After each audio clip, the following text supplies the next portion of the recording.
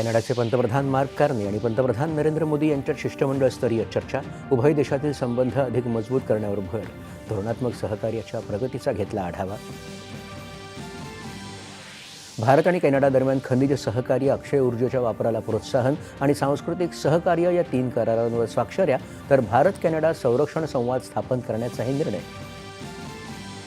भारत आणि कॅनडानं 2030 पर्यंत द्विपक्षीय व्यापार $50 अब्ज पर्यंत वाढवण्याचं महत्त्वाकांक्षी उद्दिष्ट ठेवलं असून त्यामुळे आर्थिक सहकार्य पूर्ण क्षमतेनं खुलं होईल. पंतप्रधान नरेंद्र मोदी.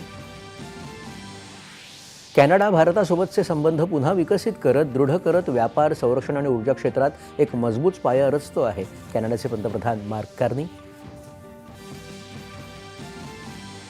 पश्चिम आशियातील सध्याची परिस्थिती चिंतेची बाब असून संवाद आणि राजनैतिक मुत्सद्देगिरीद्वारे वाद सोडवण्यासाठी भारताचं समर्थन असल्याचं पंतप्रधान नरेंद्र मोदी यांचं प्रतिपादन.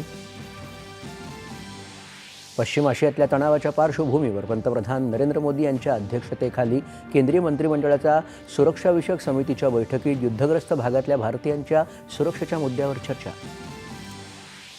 इस्रायलचे पंतप्रधान बेंजामिन नेतन्याहू आणि संयुक्त अरब अमिरातीचे अध्यक्ष मोहम्मद बिन झायद अल नाहयान यांच्यासोबत पंतप्रधान नरेंद्र मोदी यांची चर्चा.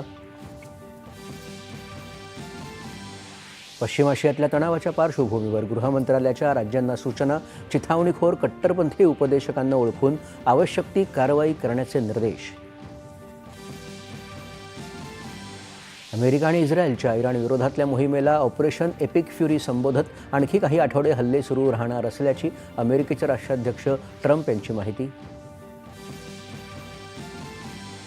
अमेरिकेसोबत अणुकार्यक्रमाची चर्चा पुन्हा सुरू करण्याची इराणची तयारी असल्याचं अमेरिकी प्रसारमाध्यमांचं वृत्त इराणनं फेटाळलं. अमेरिकेसोबत वाटाघाटी करणार नसल्याचा पुनरुच्चार. युद्धजन्य परिस्थितीचे जागतिक आणि राष्ट्रीय बाजारावर सावट. विमान प्रवासालाही फटका. भारतातून 750हून अधिक उड्डाणं रद्द.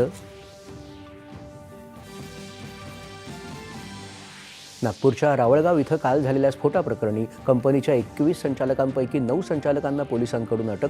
कंपनीकडून मृतांच्या वारसांना 75 लाखांची मदत. आणि राज्यात आज होळीच्या सणाचा उत्साह. मुंबईसह राज्याच्या विविध भागात होलिका दहन आणि सांस्कृतिक कार्यक्रमांचं आयोजन. नमस्कार. 4:30च्या बातमीपत्रात मी समर्थ म्हात्रे आपलं स्वागत करतो.